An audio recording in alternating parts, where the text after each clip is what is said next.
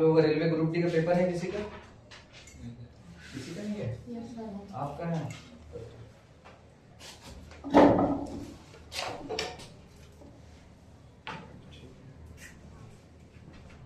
तो जिन बच्चों का जैसे नहीं है तो उनका टारगेट एग्जाम कौन सा है?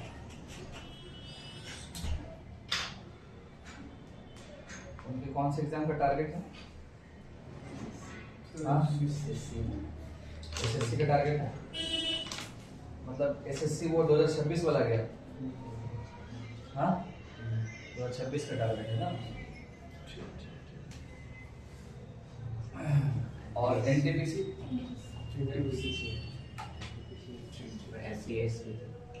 ये तो दिसंबर में अभी डेट नहीं है, लेकिन एक बोला गया है वो भी है।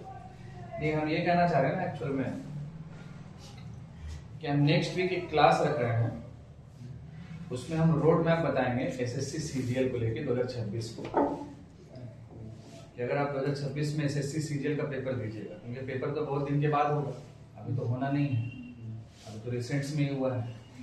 और आप मान के चलिए कि 2026 का जो एसएससी सीजीएल का पेपर होगा वो अगस्त के बाद ही होगा, उससे पहले नहीं होगा।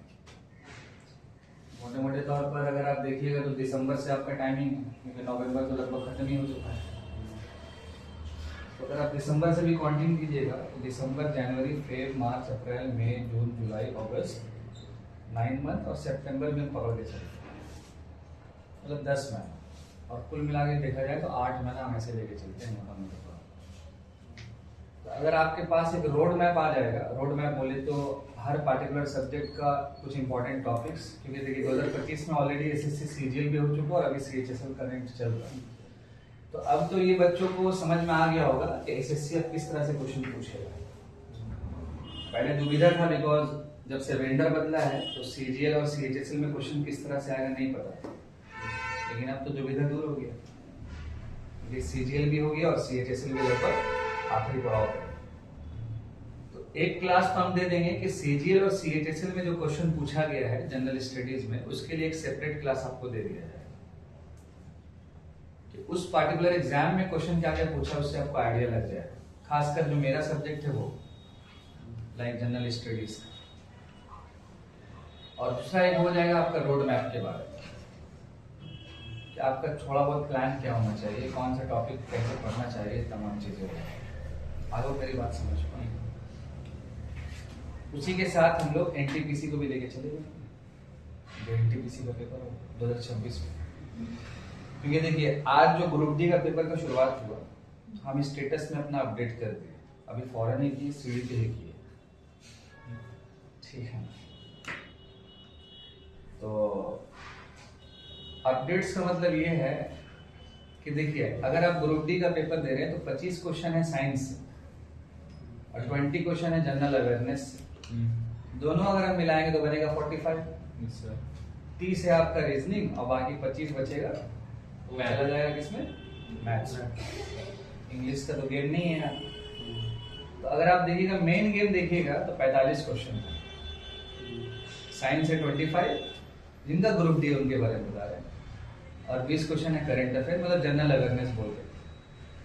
अब ये लोग पहला शिफ्ट में क्या गेम किया है कि मैक्सिमम क्वेश्चन करंट अफेयर से पूछ दिए, ये गेम हो। तो अगर वो शिफ्ट 1 में मैक्सिमम क्वेश्चन करंट अफेयर से पूछा, 20 क्वेश्चन में ज्यादातर क्वेश्चन करंट अफेयर से, 4 क्वेश्चन दिखा है मॉडर्न हिस्ट्री से, 2 क्वेश्चन इकोनॉमिक्स से, 2 क्वेश्चन ज्योग्राफी से, और 4 क्वेश्चन है, ये 3 क्वेश्चन है आपका इससे पॉलिटी से। बाकी ज्यादातर जो क्वेश्चन है थोड़ा बहुत जीके और बाकी करंट। और जितना भी करंट अफेयर पूछा है सब 2025 का पूछा है। 25 ही का पूछेगा। हाँ अभी तो संभावना है कि वहीं का पूछेगा, कुछ 1-2 क्वेश्चन जो बाहर से पूछ लेगा तो बात अलग होगी, बट ज्यादातर क्वेश्चन 25 से ही पूछेगा। इसका मतलब ये हो गया कि जिनका भी ग्रुप डी का पेपर है, जैसे ग्रुप डी का शुरुआत आज से हुआ, हर दिन 3 शिफ्ट होगा और ये खत्म 16 जनवरी को होगा। तो कुल मिलाकर अगर हम बात करेंगे तो देखा ये जाए तो टोटल 96 शिफ्ट में एग्जाम होगा, 96 शिफ्ट में एग्जाम पूरा कंप्लीट हो जाएगा 16 तारीख को। अब इस बीच में कोई गड़बड़ हो गया तो बात अलग है, सेंटर का एग्जाम कैंसिल हो गया तो बात अलग है, लेकिन 96 शिफ्ट में एग्जामिनेशन जो भी कंप्लीटली होगा। ग्रुप डी के और रेलवे के पेपर में अच्छा बात यह है कि आपको क्वेश्चंस जो है वो मिल जाए, एसएससी में तो नहीं मिल पाए। लेकिन बहुत सारा चैनल, जो अभी हम देख रहे थे रास्ते में चाय पीने जो गए, बहुत सारा चैनल वो अपना सब्सक्राइब करने के लिए क्या कर रहा है कि सीएचएसएल का क्वेश्चन ग्रुप डी में बोला यही आया था, तो वो गलत कर रहा है, तो कमेंट में गाली भी खा रहा है। क्योंकि बच्चों लोग जो एग्जाम देने जाता है ना, तो देखते रहता है कौन एनालाइज कर रहा है, कौन क्या कर रहा है, वो सब देखते रहता है। अब आपको ही मालूम ये सब धंधा बन गया है, ये तो क्लियर बात है। तो उससे क्या होगा कि अब कुछ जो ऑथेंटिक है, हाँ भैया ये वाला एग्जाम हुआ, वही क्वेश्चन हुआ आया है, तो ऑथेंटिक बहुत कम। एक तो हम क्या करेंगे कि जो मेरा टेलीग्राम है, हर रात को 10 बजे मान के चलिए, ये तीनों शिफ्ट में जो पेपर आया है वहां पे डाल देंगे, जो रेल का पेपर जो चले। सीएचएसएल और सीजीएल का पेपर तो यूट्यूब पे उतना नहीं मिल पाएगा, लेकिन हम आपको अभी राइट नाउ बोले कि उसका एक क्लास हम सेपरेट करवा देंगे आपको, ताकि वो बच्चे जिनका फ्यूचर में सीजीएल और सीएचएसएल होगा, तो आपको एक आइडिया लग जाएगा क्वेश्चन कैसे आ रहा है और कैसे हमको अपना पढ़ाई को करना है। और मान लीजिए जिनका ग्रुप डी का पेपर है, तो हो सकता है कि अभी 1.5 महीना पेपर चलेगा, उसी बीच में एग्जामिनेशन जो भी आएगा। अभी ये रुझान है, रुझान मतलब अभी छोटा छोटा जो भी आ रहा है कि करंट अफेयर से ज्यादा पूछना है। हो सकता है अगला शिफ्ट होगा तो वहाँ पर जीएस पूछ लेगा। अभी ये अगर हफ्ता दिन तक ऐसा पैटर्न चला तो समझ लीजिए कि फिर पैटर्न ये लंबा समय तक चलते जाएगा, मतलब 16 तारीख तक जो भी चले। लेकिन हाँ, एक बात आपको लास्ट बता रहे हैं, साइंस का जो क्वेश्चन आया है राइट नाउ, वो मॉडरेट से डिफिकल्ट है, वो इजी नहीं। साइंस का जो क्वेश्चन है, और मोटा मोटा तौर पर 25 क्वेश्चन शायद रहता है साइंस में, तो 15 से 18 क्वेश्चन उसका गुड अटेम्प्ट है साइंस में। और अगर आप ये करंट अफेयर वाला बात करेंगे जहां पर 20 क्वेश्चन पूछा है, उसका गुड अटेम्प्ट 8 से 10 है। इसका मतलब ये हो गया मॉडरेट टू डिफिकल्ट, और यही गेम चेंजर है आपका 45 क्वेश्चन। तो इसीलिए अगर आप लोग साइंस भी पढ़ रहे हैं मान लीजिए, तो अगर आपका एग्जामिनेशन बहुत दूर, बहुत आगे आएगा, मोटा मोटी मान लीजिए 1 महीना के बाद आएगा या 20 दिन के बाद आएगा, तो साइंस अगर आप पढ़ रहे हैं तो एनसीईआरटी को छोड़ के मत पढ़िएगा, क्योंकि जितना भी क्वेश्चन बनेगा वो सब 10th लेवल पे बनाएगा, क्योंकि आपका एग्जाम वो 10th लेवल पे ही जो एनसीईआरटी में चलता है वही बनाएगा। बायोलॉजी पे थोड़ा ज्यादा फोकस कीजिएगा, उसके बाद फिजिक्स, फिर आपका केमिस्ट्री। मेरी बात आई होप समझ गए। बाकी हम पेपर एनालाइज करके टेलीग्राम पे डाल देंगे, और कुछ कुछ स्पेशल क्लास बीच बीच में देते जाएंगे, ठीक है ना। क्योंकि देखिए, हमको सिलेबस कंप्लीट कराने से ज़्यादा इम्पोर्टेंट है कि जो एग्जामिनेशन चल रहा है उसके पैरेलल में हमको चलना पड़ेगा। भले हम एक दिन क्लास आपको नहीं करवाएं, चैप्टर्स नहीं करवाएं, लेकिन एक दिन अगर हम आपको पूरा क्वेश्चन पेपर करवा देंगे तो उसके लिए ज़्यादा आपको बेनिफिशियल होता है। मेरे आज का चैप्टर आप इंडस्ट्री लिखिएगा ज्योग्राफी में। अब देखिए, बहुत सारा बच्चा बोला ना सर ज्योग्राफी से क्वेश्चन में नहीं आ रहा सीएचएसएल में। हाँ सही बात है, नहीं आ रहा ज्योग्राफी से क्वेश्चन सीएचएसएल में नहीं आ रहा, लेकिन इसका मतलब ये थोड़ी है कि वो नहीं आएगा। ज्योग्राफी तो फेवरेट जोन है। और देखिए, रेल में जो ज्योग्राफी है ना, तो रेल की ज्योग्राफी के लिए सोलर सिस्टम पहला प्रायोरिटी दीजिएगा, जो मेरा नेक्स्ट वीक क्लास होगा सोलर सिस्टम के ऊपर, उसका एक कोना हम अच्छे से करवा देंगे आपको। रिवर सिस्टम सदाबहार टॉपिक है जो हर एग्जाम में हेल्प करेगा, एसएससी रेल जहां भी आप जाइए। क्लाइमेट सदाबहार टॉपिक है, सब जगह काम आएगा। कुछ ऐसा टॉपिक है ना रेलवेज का जो बहुत ज्यादा फेवरेट है, जिसमें एक नाम है आपका सोलर सिस्टम का, उसके बाद आपका रॉक्स हो गया, अर्थक्वेक्स हो गया, साइक्लोन हो गया, ये सब रेलवे का बहुत फेवरेट। जब नहीं हुए हैं, नहीं हुए हैं, हम करवा देंगे, बोले तो आप करवा देंगे। अब देखिए, एक दिन में कितना करवाएं, एक दिन में 2 घंटा में कितना कराएं, आप भी तो थक जाइएगा ना। बोलिए, अभी जैसे 2:30 बजे मेरा क्लास आपके साथ हिस्ट्री है, मान के चलिए एंशिएंट हिस्ट्री है, तो पहला क्लास में हम थोड़ा बहुत क्वेश्चन करवा दिए, उस दिन हमको निकलना था, ठीक है, आप ही तो मेरा मदद किए थे ले जाने में। तो अब मान लीजिए, अब हिस्ट्री में क्या हुआ है कि एसएससी सीएचएसएल में एंशिएंट हिस्ट्री से क्वेश्चन बहुत आ रहा है, जो सीएचएसएल चल रहा है। तो अब हमको जो लगेगा इंपॉर्टेंट पार्ट ऑफ टॉपिक्स, वो हम आपको पहले करवा देंगे, ताकि वो चीजें खत्म हो विद क्वेश्चन आंसर के साथ। ठीक है, हमारा आज का टॉपिक होगा इंडस्ट्री के नाम से। तो पहले आप क्या कीजिएगा, इंडस्ट्रीज के ऊपर वन लाइनर कर लीजिएगा। वन लाइनर मतलब क्वेश्चन आंसर। ठीक है, आपका हेडिंग हो जाएगा क्लासिफिकेशन ऑफ इंडस्ट्रीज। पहले आप वन लाइनर ही कर लीजिए, वन लाइनर आपको हेल्प करेगा ज़्यादा, और फिर उसके बाद हम आ जाएंगे थोड़ा डिटेल्स में।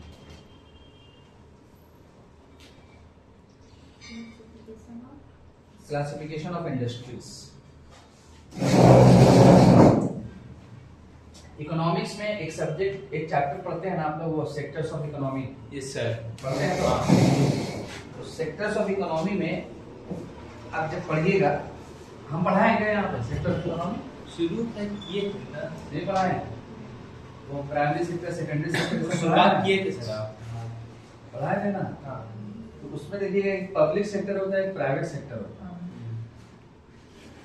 तो जैसे ही पब्लिक सेक्टर का नाम आएगा ना, तो वहां पर कुछ कंपनीज के बारे में पढ़ना पड़ता है। महारत्ना, नवरत्ना, मिनी रत्ना कंपनी, वो इंडियन ऑयल हो गया, gas authority of India limited, steel authority of India limited, ये तमाम चीजों के बारे में पढ़ना पड़ता है। अभी वहां से क्वेश्चन ज्यादा देखा जा रहा है। तो मंडे के दिन मेरा क्लास होता है, उसमें करवा दिया जाएगा। सेंसस करवा लिए हैं। सेंसस बहुत वाइटल टॉपिक है, सेंसस से क्वेश्चन रहेगा। सेंसस से क्वेश्चन ग्रुप डी में भी रहता है, सेंसस से क्वेश्चन आपका सीएचएसएल में भी है, सीजीएल, हर जगह सेंसस से क्वेश्चन जो 2011 में हुई। पहला क्वेश्चन आप लिखिएगा वन लाइनर में, क्लासिफिकेशन ऑफ इंडस्ट्री, ये चैप्टर का नाम है, और इसके अंदर जो वन लाइनर चलता है वो। तो यहां पर आप लिखिएगा, according to the size of operation, according to the size of operation, comma, industries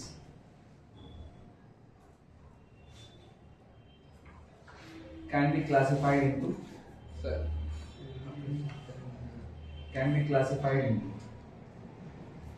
according to the size of operation, comma, industries can be classified into, इसका आंसर हो जाएगा आपका heavy and light industry. Heavy and light industries. Second question लिखिएगा,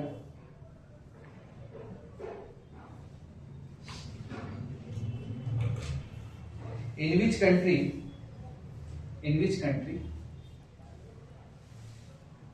iron and steel industry are formed? In which country iron and steel industries are formed? ठीक है, in which country iron and steel industries are formed? आपका answer हो जाएगा Japan. हालांकि Japan में हमारा बहुत सारा सामान एक्सपोर्ट भी होता है। ठीक है, एक क्वेश्चन का आंसर आप लोग देखिएगा, ये सीएचएसएल में पूछा गया है, एसएससी के अंदर। क्वेश्चन ये बोला गया है, on the basis of activities industries are generally classified in. On the basis of activities industries are generally classified in. नहीं बोलते हैं primary sector, secondary sector, tertiary sector. कितने सेक्टर का होता है बताइए? 3, और 2 और एक्स्ट्रा है, क्वार्टरनरी और टर्नरी। तो ये 3 सेक्टर वाला क्वेश्चन आपसे पूछा है। प्राइमरी सेक्टर का एग्जांपल क्या होगा? Agriculture, farming, mining. और सेकेंडरी में छोटा छोटा मैन्युफैक्चरिंग, और टर्शियरी या सर्विस सेक्टर। अच्छा, ये तीनों सेक्टर में रेड कॉलर वर्कर किसे बोलते हैं? प्राइमरी। और blue collar secondary, white collar tertiary. यही क्वेश्चन आपसे सेम पूछा है। अगला क्वेश्चन का आप लिखिएगा,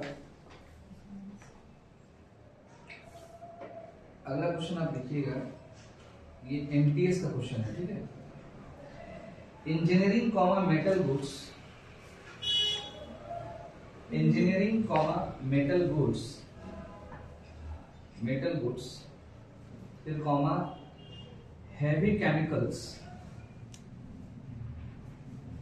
engineering comma metal goods comma heavy chemicals, फिर comma locomotives, Norma locomotive are some examples of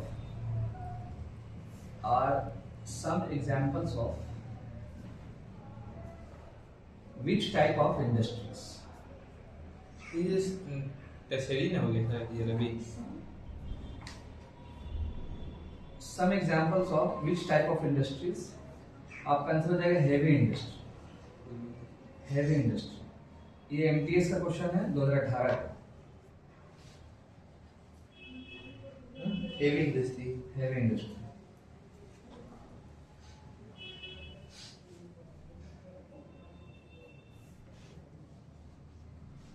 एक क्वेश्चन और लिख लीजिएगा। एक क्वेश्चन और कर लीजिएगा प्लीज।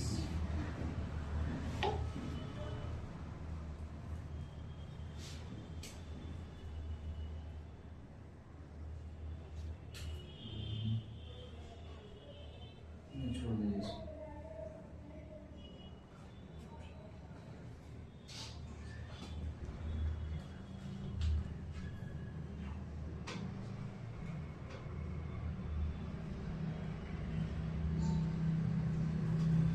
अब आप देखिए छोटा सा हेडिंग में आयरन एंड स्टील इंडस्ट्री, एक छोटा वन लाइनर है ये भी। हाँ वन लाइनर ये। इसका भी 2-4 क्वेश्चन देख लेते हैं कैसा कैसा पूछा है। आयरन एंड स्टील इंडस्ट्री, फिर हम टॉपिक पे आ जाएंगे। आयरन एंड स्टील इंडस्ट्री में पहला क्वेश्चन लिखिएगा, where is steel slag, steel slag SLAG slag SLAG steel slag, where is steel slag widely used? Steel जो स्लैग होता है ना उससे निकला हुआ जो ओर्स बोलते हैं स्लैग क्या हो गया जैसे जो नीचे में जो काम करता है ना, मान लीजिए आसपास में जो भी है तो स्टील का जो कटिंग निकल गया ऐसे रुआ टाइप का निकलता है, रुआ टाइप का पतला पतला धारी टाइप का, फिर उसको जो है ना मिक्सचर में मिक्सिंग करके फिर उसको रोड्स में यूज किया जाता है रोड बनाने का। तो आपसे क्वेश्चन पूछा गया है कि where is steel slag widely used, आपका आंसर होगा रोड कंस्ट्रक्शन। ठीक है, road construction.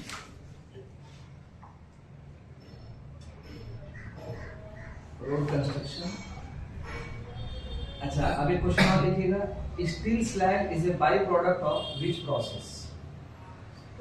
Steel slag is a by product of which process? ठीक है, steel slag is a byproduct of which process?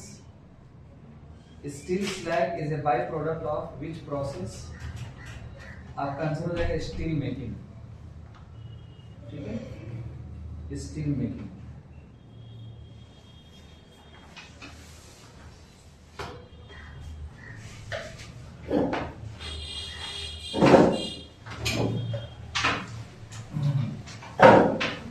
अब आप एक छोटा सा हेडिंग दे दीजिएगा, जूट एंड कॉटन इंडस्ट्री। इस पे क्वेश्चन कैसे पूछेंगे? जूट एंड कॉटन इंडस्ट्री, इस पे क्वेश्चन कैसे पूछा गया? इस पे क्वेश्चन पहला जो पूछा गया लिखिएगा please, where was the first jute mill? Where was the first jute mill founded in the world? Bengali है। Where was the first jute mill founded in the world? दुनिया में पहला जूट मिल कहां पे बना, कौन सी कंट्री में बना? आप लिखिएगा आंसर इसका स्कॉटलैंड। स्कॉटलैंड। और कॉमा में लिख लीजिएगा डुंडी, DUNDEE। डुंडी नाम का प्लेस है, DUNDEE। डुंडी नाम का प्लेस जो स्कॉटलैंड में प्रेजेंट है।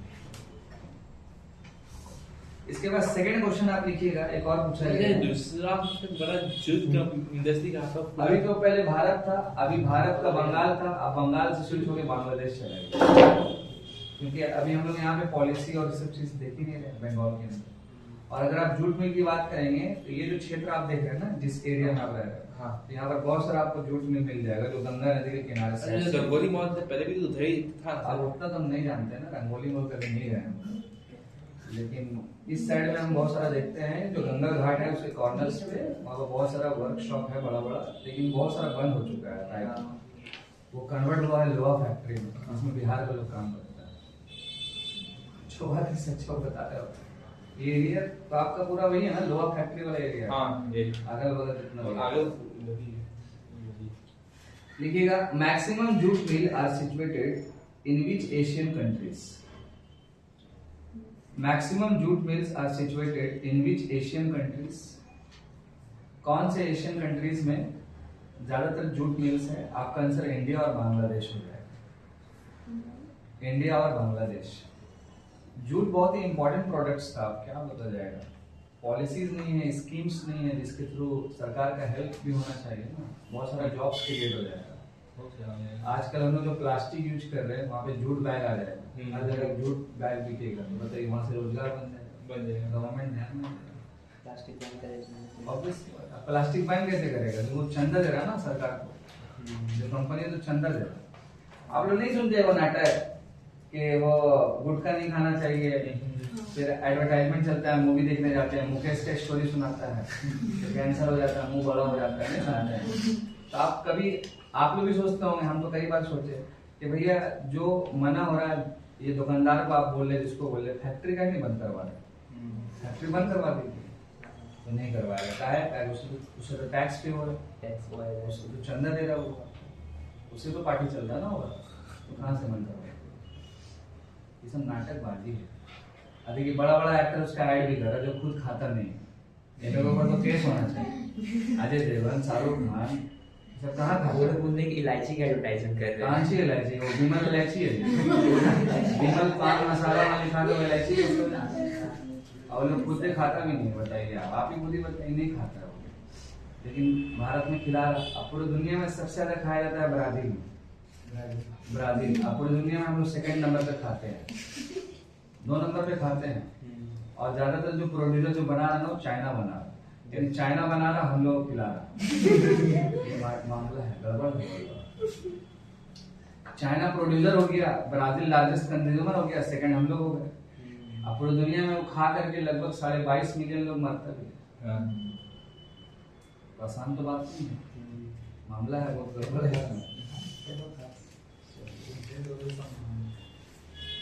और जो गुटखा उटका खाएगा ना तो ऑल बॉल करता है वो।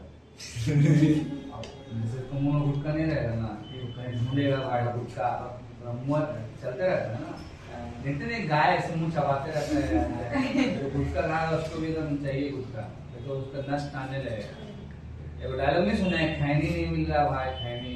तो खैनी के लिए वो किसी से भी खैनी मारेगा, खैनी नहीं सुनते है वाला, किसी से भी मांग सकता है। खैनी और गुटखा का नशा बहुत डेंजर है, किसी से भी मांग सकता है।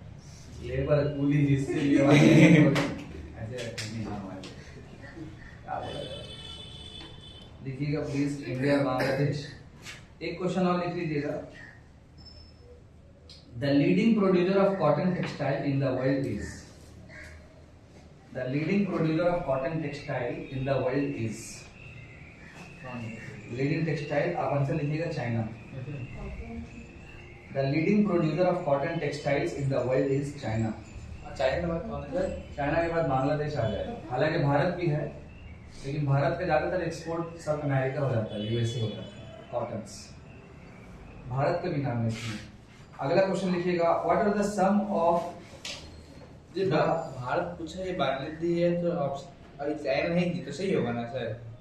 अगर चाइना नहीं दिया वो एक्चुअल में जब वो क्वेश्चन पूछेगा तो आपसे ईयर भी दे देगा कि कौन से ईयर का पूछा जा रहा है। क्योंकि देखिए अगर कोई सामान अगर बांग्लादेश भी बना रहा है और भारत भी बना रहा है तो हो सकता है कि बांग्लादेश 2024 में आगे था, तो हो सकता है भारत 2025 में आगे हो जाएगा। तो करंट जो डेटा होता है ना वो देख के जाना पड़ता है, करंट अफेयर। अगर हम प्रोड्यूसर की बात करेंगे कॉटन्स का तो भारत भी नाम है, बांग्लादेश भी और चाइना भी। ये जो हम आपको बताया ये हम वन लाइनर आपको करवा रहे हैं, ये लेटेस्ट। भारत का ज्यादातर जो प्रोडक्शन है ना कॉटन्स का, हम लोग एक्सपोर्ट कर देते हैं सब अमेरिका को ज्यादा। एक्सपोर्ट से हमको ज्यादा फायदा है।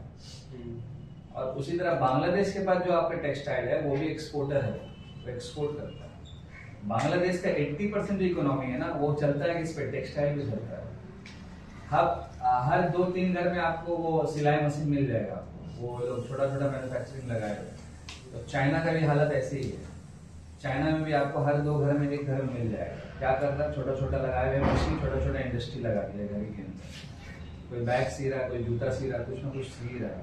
वो मैन्युफैक्चरिंग हब बन चुका है पूरी दुनिया में। आगे बढ़ते हैं, लिख लीजिएगा प्लीज। हाँ, what are the some of the major cotton producing countries. और कौन कौन सा मेजर कॉटन प्रोड्यूसिंग कंट्री है, ये क्वेश्चन आया था 2018 में SSC CHSL. What are the some of the major cotton producing country, SSC CHSL 2018 का ये क्वेश्चन है, ठीक है, 2018 का। आपका आंसर हो जाएगा पहला इंडिया, उसके बाद लिखिएगा कॉमा चाइना, तीसरा नाम लिखिएगा पाकिस्तान। पाकिस्तान में भी? हाँ पाकिस्तान में भी। अरे पाकिस्तान तो हमें ही लोग का लड़का है ना जी, तो उसमें होवे करेगा। और उसके बाद आपका and USA, United states of America.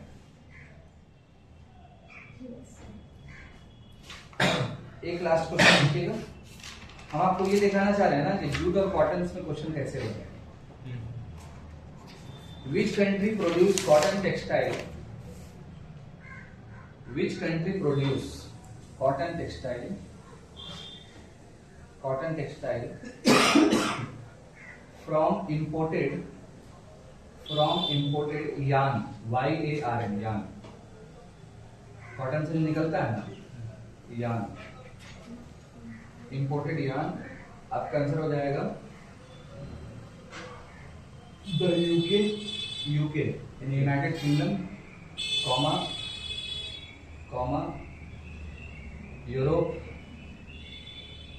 Europe में कुछ कंट्रीज वो इंपोर्ट करता है, और एक लिख लीजिएगा जापान, ठीक है, एक हो जाएगा जापान। अब एक इंडस्ट्री आप लीजिए पेपर इंडस्ट्री। पेपर इंडस्ट्री से क्वेश्चन कैसे आया, फिर उसके बाद हम आ जाएंगे डिटेल्स। मेरा फोटो दिख रहा है इसमें? हाँ। अच्छा दिख रहा है, सही बोलिए। हाँ, स्मार्ट है, स्मार्ट। मजाक कर रहे हैं। पेपर इंडस्ट्री में लिखिएगा what is the principal raw material in the paper industry. Principal raw material क्या होता है पेपर इंडस्ट्रीज में। आपका पेपर इंडस्ट्री तो इधर बंगाल में भी है, टीटागढ़ में आपको मिलेगा। What is the principal raw material. Principal मतलब सबसे इंपॉर्टेंट, पहला, primary in the paper industry. देखिएगा वुड पल्प। पल्प तो कितना? वुड पल्प वो लकड़ी का जो छाल होता है ना, वो इसका मेन है। वुड पल्प, PULP, पल्प, ठीक है, ये हो गया। एक क्वेश्चन और लिखिएगा, वन लाइनर। अच्छा, जो पेपर इंडस्ट्री है उसको किस तरह का इंडस्ट्री हम लोग बोलते हैं। देखिएगा what kind of industry is the paper industry. What kind of industry is the paper industry. Paper industry को हम लोग किस तरह का इंडस्ट्री बोलते हैं। What kind of industry is the paper industry. आपका आंसर हो जाएगा forest based industry. Forest based industry. Paper industry में ज्यादा इनकम नहीं होता, मार्जिन बहुत कम है। Forest based industry. उसके बाद लिखिएगा एक और question, what are the some major paper producing countries. What are the some major paper producing countries. Major paper producing countries कौन कौन सा है। तो पहला कंट्री का नाम लिखिएगा यूएसए, उसके बाद आप लिख दीजिएगा जापान, देन इसके बाद हो जाएगा कनाडा, उसके बाद हो जाएगा चाइना, और आखिरी हो जाएगा आपका Germany. USA, Japan, Canada, China और जर्मनी। इसके बाद एक क्वेश्चन लास्ट आप लिख लीजिएगा, in which area of the USA is the paper industry located. In which area of the USA is the paper industry located? In which area of the USA is the paper industry located? USA के कौन से क्षेत्र में paper industry का location है। आपका answer हो जाएगा Great Lakes region and Washington DC। Great Lakes region REGI और वॉशिंगटन DC, ठीक है। अब आप इसके नीचे लिखिएगा नोट, NOT, नोट। और नोट में आप छोटा सा पॉइंट लीजिएगा हेडिंग में, nick name of the industrial cities, nick name of the industrial city, nick name of the industrial cities. तो एक साइड में हो जाएगा निक नेम, बगल में हो जाएगा उसका रियल नेम, एक टेबल आपका बन जाएगा। ये जितना आपको बता रहे हैं सबसे क्वेश्चन पूछा गया है। एक साइड में हो जाएगा निक नेम, बगल में हो जाएगा उसका रियल नेम। पहला निक नेम में पहला point, Manchester of Italy, Manchester of Italy, Italy का मैनचेस्टर किसे कहा जाता है? आपका आंसर हो जाएगा मिलान, MILAN, Milan. Manchester of China, Manchester of China, आपका आंसर हो जाएगा Shanghai, SHANGHAI, Shanghai. Manchester of China Shanghai, Manchester of Italy Milan, Manchester of India, Manchester of India आपका आंसर हो जाएगा अहमदाबाद।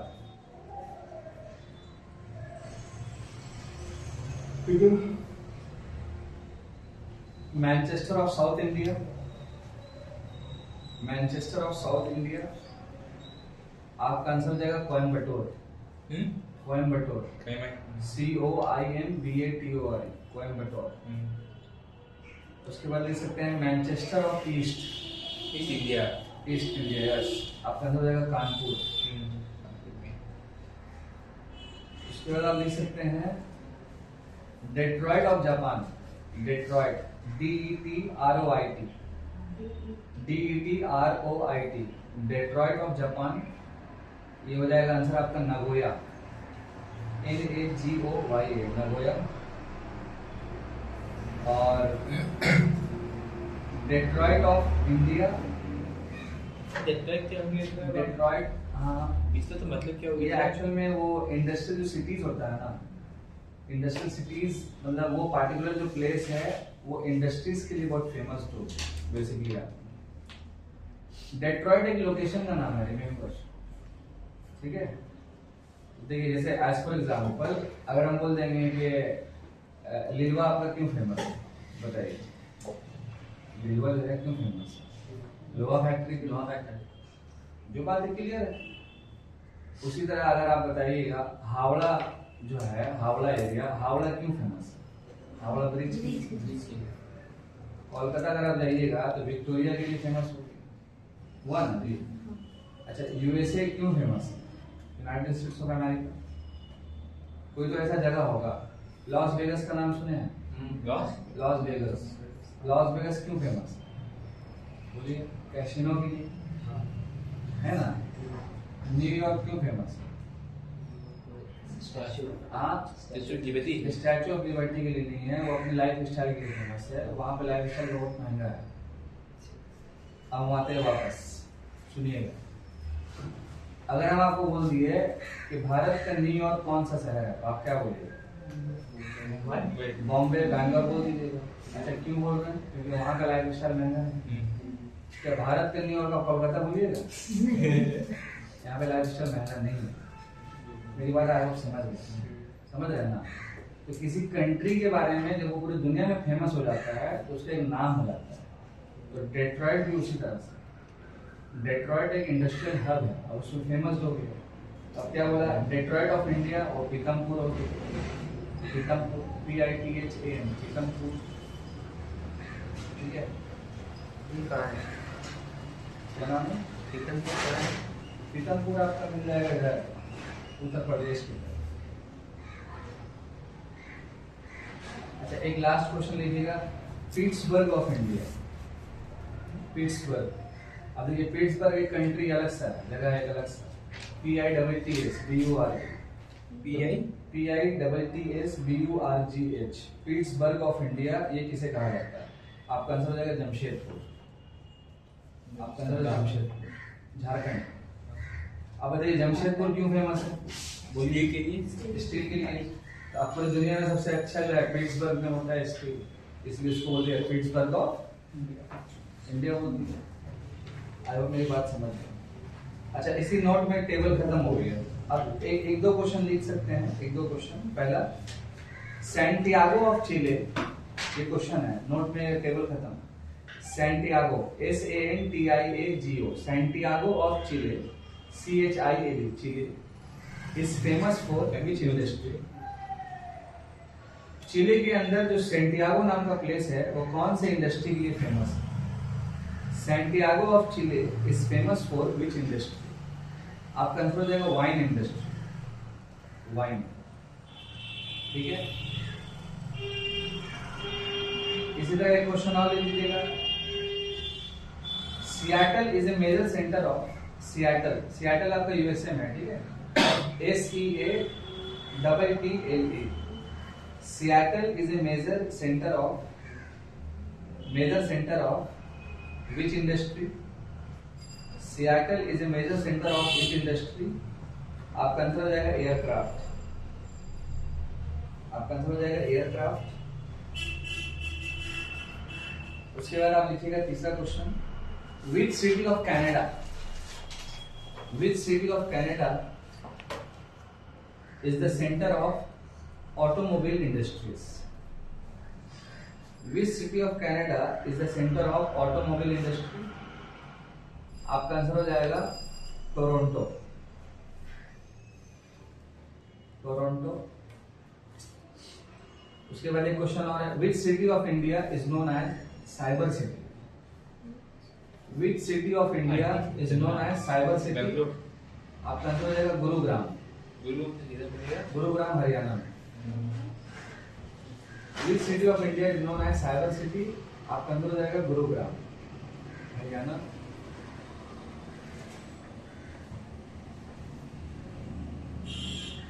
ठीक है, और उसके बाद लिख दीजिएगा ब्यूनस एयर्स, ब्यूनस, BUENOS, कॉल पहले भाग जाते हैं। हाँ, ब्यूनस एयर्स, AIRES, ये अर्जेंटीना में, ठीक है, ब्रैकेट में अर्जेंटीना कर दीजिए। And Quebec, QUEBEC, Quebec, Quebec, ये कनाडा में, ठीक है। ब्यूनस एयर्स ये अर्जेंटीना में और क्यूबेक कनाडा में are famous for which industry? Are famous for which industry? आपका आंसर हो जाएगा यहाँ पे एयरक्राफ्ट, आपका आंसर हो जाएगा एयरक्राफ्ट।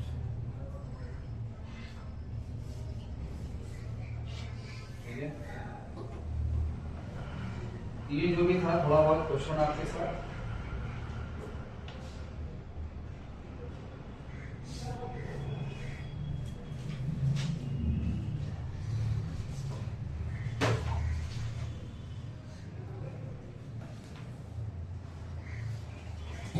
अब आपका हेडिंग हो जाएगा इंडस्ट्री, ये थोड़ा सा ऐसे कर दीजिए बस, बस। अब आपका हेडिंग हो जाएगा इंडस्ट्री। सर वो पल्प था, वो कौन सा एरिया में ज़्यादा पाया जाता है? भारत के अंदर? हाँ, कश्मीर उसमें साइड में। ना ना ना, वहाँ पर तो एक्चुअली में बहुत महंगा रहेगा वो वुड। जो पल्प का मामला है ना, वो हमारे इधर भी है, बंगाल की साइड में। हाँ, बंगाल में है, नॉर्थ ईस्टर्न स्टेट्स में है, थोड़ा बहुत साउथ में मिल जाएगा आपको, केरला वाले साइड में उस तरह का मिल जाएगा। अब आपका हेडिंग हो जाएगा industries.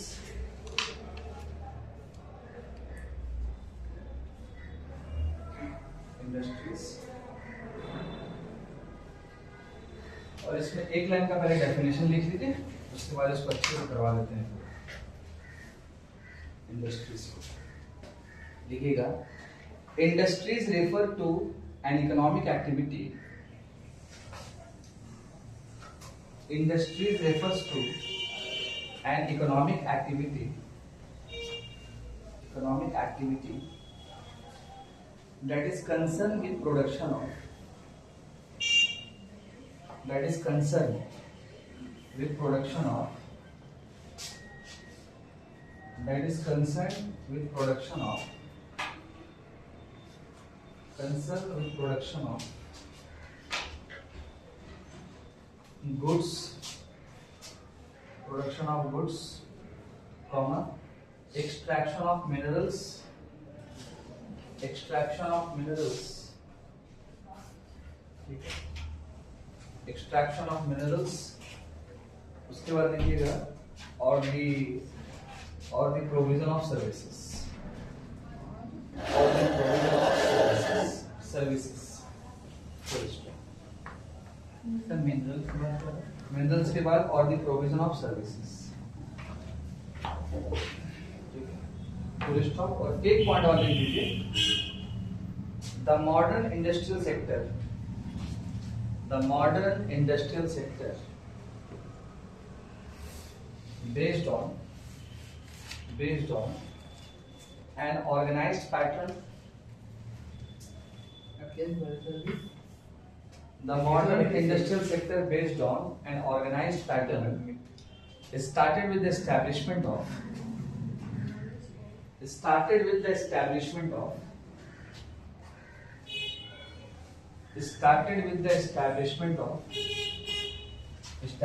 of cotton textile industry, यहाँ से शुरुआत हुआ इन बॉम्बे, ये शुरुआत हुआ बॉम्बे से, इन बॉम्बे, और इसका ईयर लिख दीजिएगा 1854, एंड जूट इंडस्ट्री, और इसका शुरुआत हुआ 1855, 1854-1855। अब इसी के नीचे एक और फैक्ट लिख लीजिए फुल स्टॉप के बाद, the first paper mill was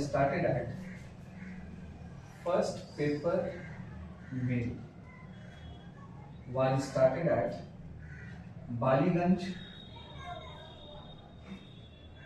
Ballygunge, ठीक है, नियर कोलकाता इन 1873। 1870 में पहला जो पेपर मिल शुरुआत हुआ बालीगंज कोलकाता में, फुल स्टॉप। और इसी के साथ फिर एक और फैक्ट लिख लीजिएगा, फर्स्ट पेपर मिल बालीगंज नियर कोलकाता 1870। इसके बाद एक फैक्ट और लिख लीजिएगा, steel was first manufacturing bye modern methods, steel was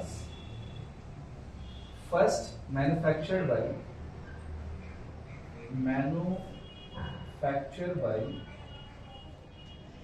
modern methods at Kulti, KULTI, Kulti ये जगह का नाम है, ठीक है, कुल्टी इन 1874।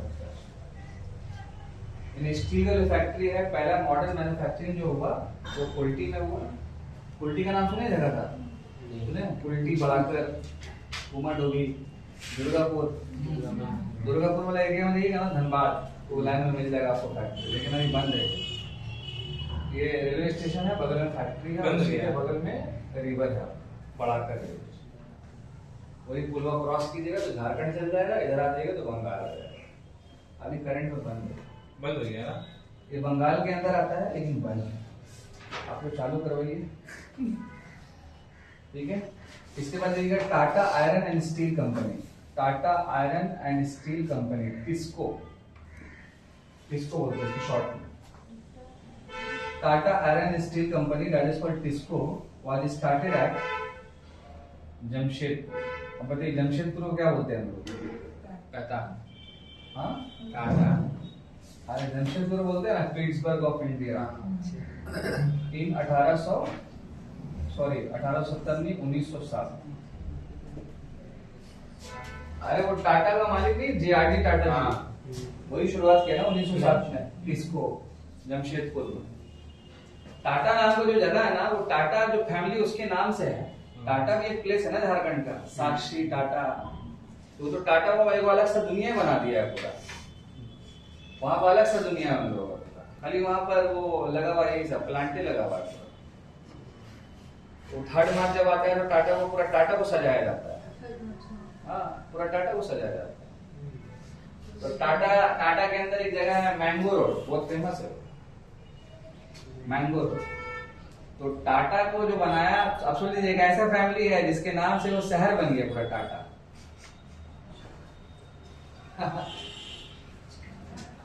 चलिए अब आप लिखिएगा क्लासिफिकेशन ऑफ इंडस्ट्रीज में, यहाँ पर क्लासिफिकेशन ऑफ इंडस्ट्री, जो इससे पहले आप क्वेश्चन लिखे थे ना 2-3, उसी का यहाँ एक्सप्लेनेशन कर दे रहे हैं। तो 3 तरह का इंडस्ट्रीज होता है, फ्लो चार्ट में आप लिख लीजिए। पहला आप लिख लीजिएगा first one, mineral based industries. Second number पे आप लिख लीजिएगा forest and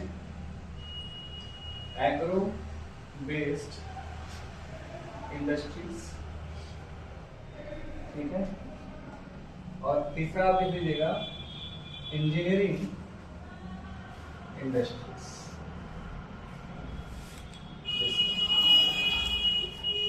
mineral based industries, forest and agro based industries, और थर्ड वन आपका हो जाएगा इंजीनियरिंग इंडस्ट्रीज।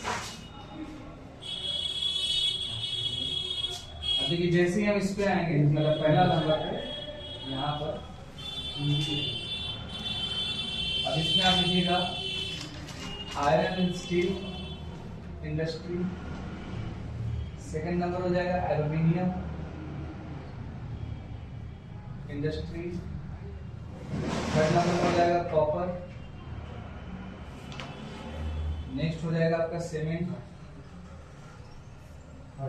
उसके बाद हो जाएगा आपका फर्टिलाइजर। नेक्स्ट हो जाएगा आपका ग्लास।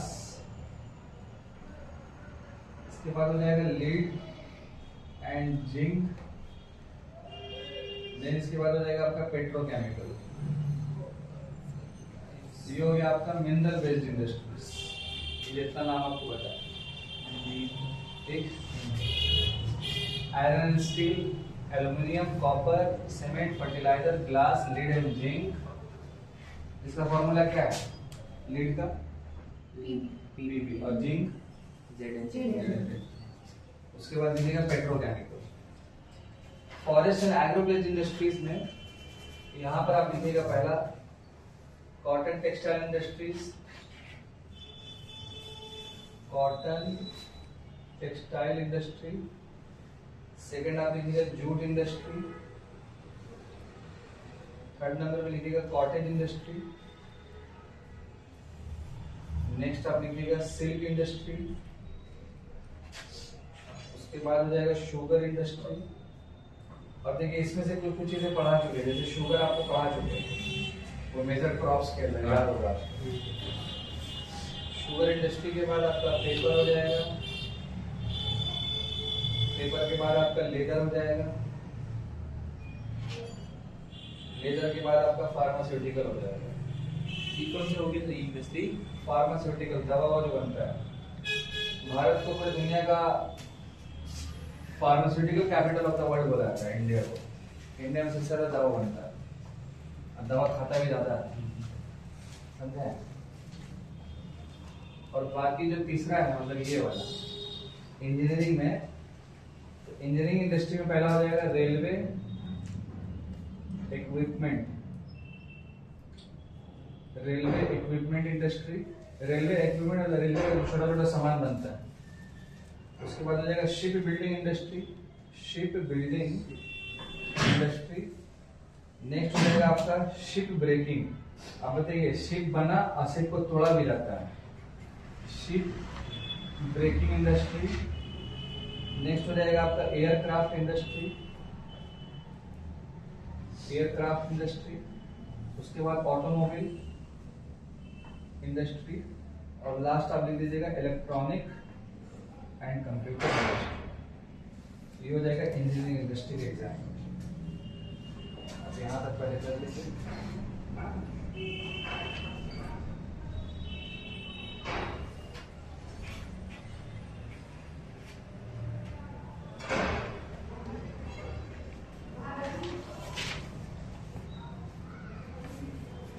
थक गए आप लोग?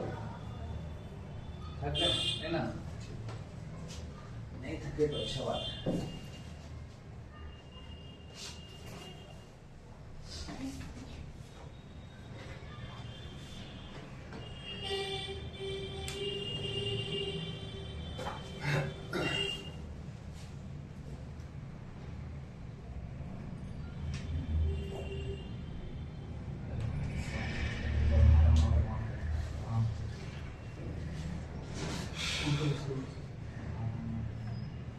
ये हो गया पूरा फ्लो चार्ट, इसमें कंप्लीट चीजें आ गया।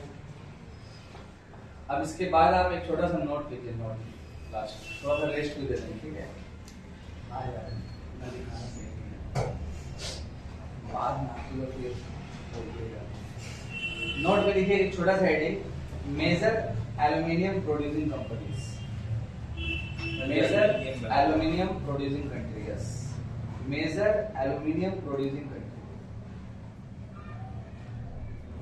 मेजर एल्यूमिनियम प्रोड्यूसिंग कंट्री, ठीक है?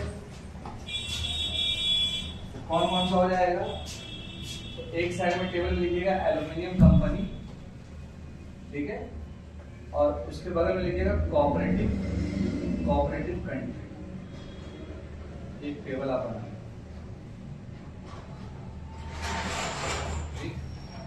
एक साइड में हो जाएगा एल्यूमिनियम कंपनी और कोऑपरेटिव कंट्री, हाँ, जिसके साथ भारत मिल के बना। तो पहला आप लिखिएगा बाल्को, BALCO, बाल्को, ठीक है? तो कोऑपरेटिव कंट्री जो हमारा है वो लिखिएगा USSR, और अभी हो गया ये रशिया। दूसरा आप लिखिएगा नाल्को, तो का मतलब कंपनी है, ठीक है? और एल का मतलब हो जाएगा एल्यूमिनियम। इसका कोऑपरेटिव जो कंट्री है वो हो जाएगा फ्रांस।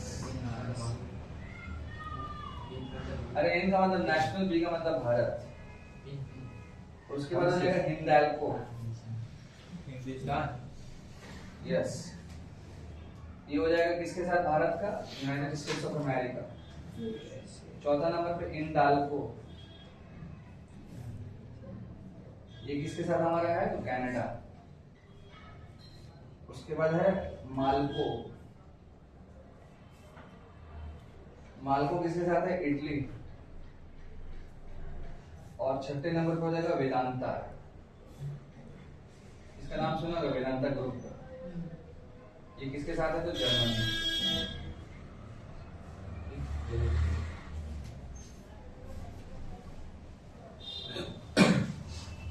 अब हम शॉर्टकट लेके चल रहे हैं आपके साथ। कहीं पर कॉपर लिखा हुआ है? हाँ सर, हाँ देखिए आप,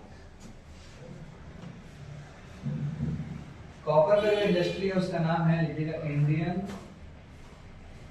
कॉपर इंडस्ट्री।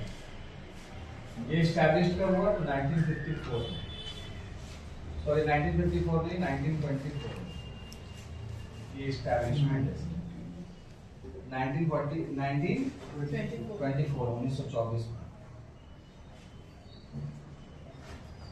अच्छा कहाँ पे हुआ? आप लिख लीजिएगा सिंहभूम, सिंहभूम झारखंड,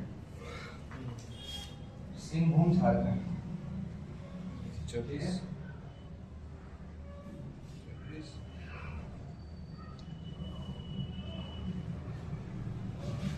अच्छा इसी के साथ एक और पॉइंट ऐड कर लीजिएगा, हिंदुस्तान कॉपर लिमिटेड, ये एक और कंपनी, मतलब आप हेडिंग दे दीजिए कॉपर, तब आपके लिए और अच्छा है। छोटा छोटा जो फैक्ट्स हैं हम पूरा स्टेटमेंट नहीं लिख पाएंगे, ओनली फैक्ट्स लिख पा रहे हैं। Hindustan copper limited, Hindustan copper limited, ये जो है ये मेन प्रोड्यूसर है भारत का, दोनों अलग अलग है, ठीक है? अच्छा इसका एस्टैब्लिशमेंट कब हुआ? इसका एस्टैब्लिशमेंट लिखिएगा 1967, 1967। अच्छा ये कहाँ पे है? तो लिख दीजिएगा राजस्थान, ठीक है? राजस्थान। अच्छा राजस्थान की कहाँ पे है? तो राजस्थान का है खेतरी, KHETRI, खेतरी। यहाँ से क्वेश्चन आता है,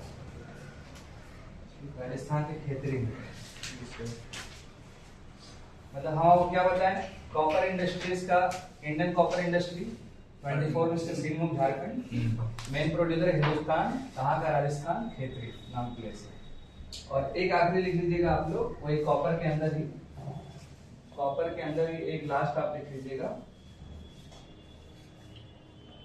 बिरला कॉपर लिमिटेड, तीसरा number, Birla copper limited.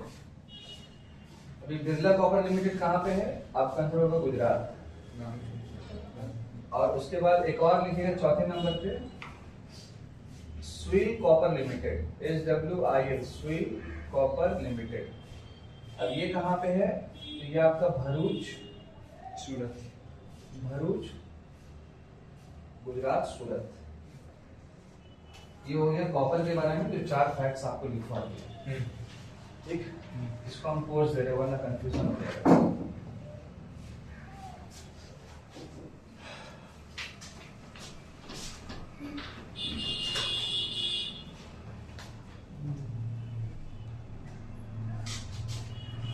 Copper के बाद आप लिख दीजिएगा फर्टिलाइजर।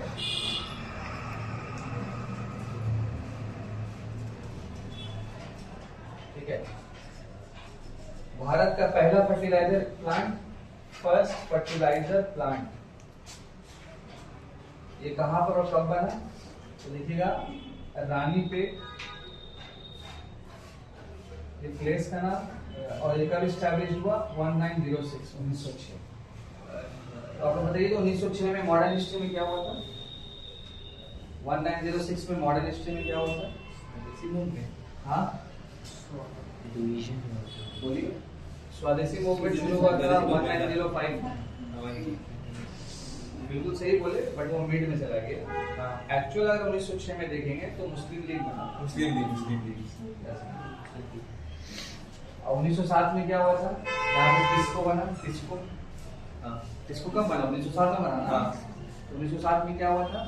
सूरत स्प्लिट, कांग्रेस ऑफिशियली 2 पार्ट में डिवाइड हो गया, मॉडर्न एंड एक्सट्रीमिस्ट। ठीक, तो पहला की शादी ना हुआ था सर, ये बात नहीं, वो अलग है, मुस्लिम लीग से अलग। मुस्लिम लीग कांग्रेस का मुलाकात हुआ था 1916 में लखनऊ का। तो पहला फर्टिलाइजर जो प्लांट है रानीपेट 1906 में बना। और उसके बाद एक और फैक्ट आप देखिएगा फर्टिलाइजर को लेकर के, India is the 3rd largest producer. Bharat जो है 3rd लार्जेस्ट प्रोड्यूसर फर्टिलाइजर। पहले चाइना है ना सर? चाइना ही होगा, हाँ चाइना पहला है। ठीक है, India is the 3rd largest producer and consumer, ये दोनों है।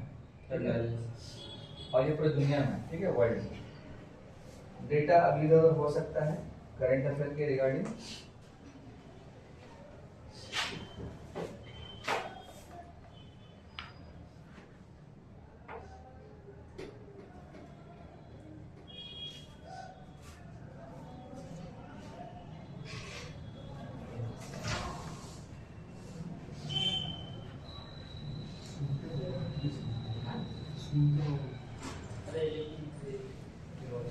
इसके बाद देखिए jute, jute industry. Jute industry में 2 फैक्ट्स आप लिख दीजिए। पहला फैक्ट आप लिख दीजिए, it is also known as the golden fibres. The golden fibres, it is also known as the golden fibres, पहला हो गया। और दूसरा फैक्ट आप लिख दीजिएगा जूट में, इन 1855 मतलब 1855, इन 1855 the first factory of jute was established. बताइए कहाँ पे हुआ? पहला जूट फैक्ट्री कहाँ पे एस्टैब्लिश्ड हुआ? The first factory of jute was established at Rishra in West Bengal. The first factory of jute was established at Risda in West Bengal. ठीक है,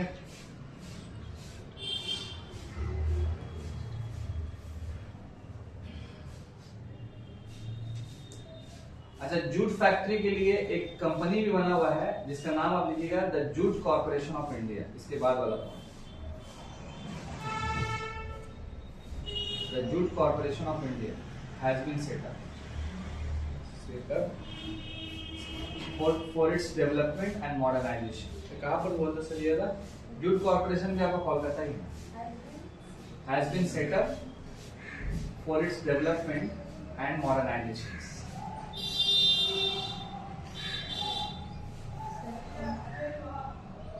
set up and modernization, ठीक है।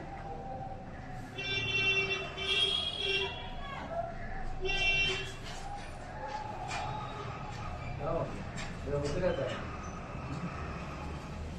एक टेबल और बना लीजिए, फिर आपको दे देंगे रेस्ट। ठीक है, पार्ट 1 खत्म, इसके बाद कराएंगे पार्ट नंबर 2। हिस्ट्री आज नहीं करवाएंगे, वो इसलिए नहीं करवाएंगे क्योंकि अगर ये पार्ट नंबर 2 मेरा हो जाएगा तो ये टॉपिक पूरा समाप्त हो जाएगा। हाँ, इंग्लिश खत्म हो जाएगा। ठीक है ना। इस साइड। और अगला क्लास जब हम आएंगे चलो इसका 12 बजे से जो शुरुआत हो जाएगा, तो वहां पर हम कंप्लीट पहले वो हिस्ट्री का जो टॉपिक है एंशिएंट वाला, वो लगातार पूरा करवा लेंगे। सोलर सिस्टम उसके बाद करवा लेंगे, अभी तो आपका पेपर ही नहीं है ना। ठीक है,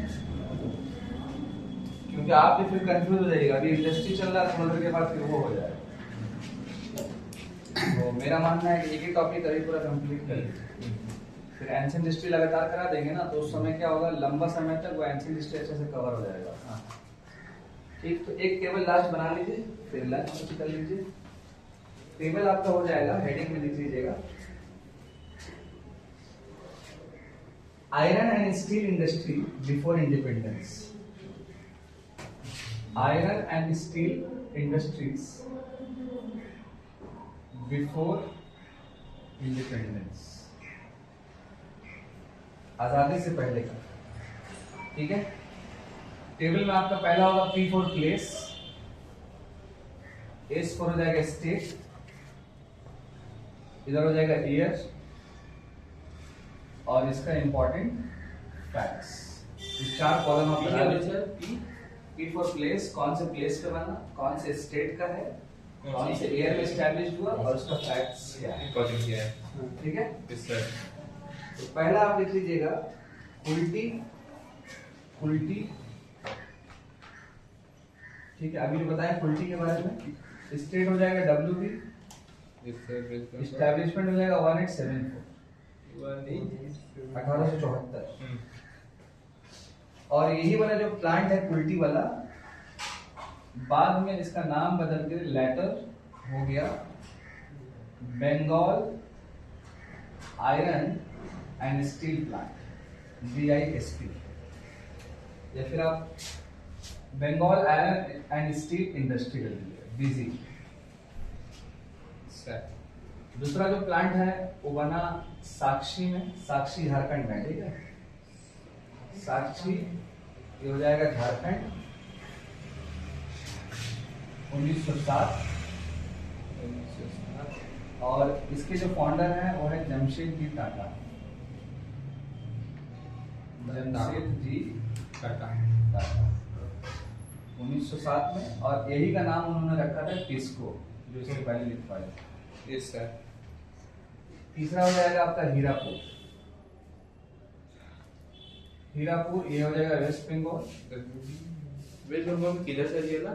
आसनसोल के एरिया में हीरापुर पड़ता है, जहां पर एक प्लांट है जिसका नाम आप लिख लीजिएगा इसको, इसको प्लांट का नाम है। ये बना था 1908 में, 1908 में, और यही हो जाएगा आपका इसको। ये बना। हाँ, इसको का फुल फॉर्म हो जाएगा Indian iron and steel company, इसको। और इसी के बगल में एक रिवर है जिसका नाम है दामोदर। दामोदर रिवर। जो भी प्लांट होगा बगल में रिवर होगा, याद रखिए। उसके बाद आप लिखिएगा भद्रावती। भद्रावती स्टेट हो जाएगा कर्नाटका, और एस्टैब्लिशमेंट हो जाएगा 1923। ठीक है, यस सर। और इसी का नाम बदल के फिर रखा गया, भद्रावती का नाम, ठीक है, भद्रावती का नाम बदल के रखा गया Visvesvaraya, Visvesvaraya iron and steel company. और ये भारत का पहला स्टील PSU है, पब्लिक सेक्टर अंडरटेकिंग। बात है प्राइवेट। पब्लिक सेक्टर, प्राइवेट नहीं, पब्लिक पहला। तो ये बताएंगे क्या होता है। और एक आप लिखिएगा बनपुर, वेस्ट बंगाल, और ये बना 1937 में। ये भी आसनसोल साइड में है। ये भी आसनसोल में। और इसका जो नाम था वो नाम लिख सकते हैं हम लोग, स्टील कॉर्पोरेशन ऑफ ये हो गया आजादी से पहले वाला। Yes sir. पार्ट 2 में आजादी के बाद वाला, फिर वो महारत्ना नवरत्न कंपनी और जो कुछ इंपॉर्टेंट हमको लगता है वो करवा देना।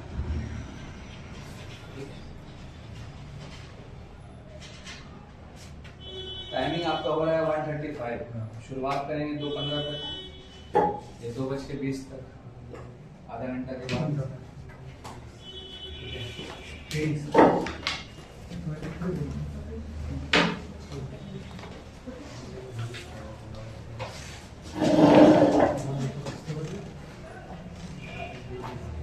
तो ये इसमें भर सकेगा? हाँ? बस सही है। वो वाला पॉज कर दीजिए।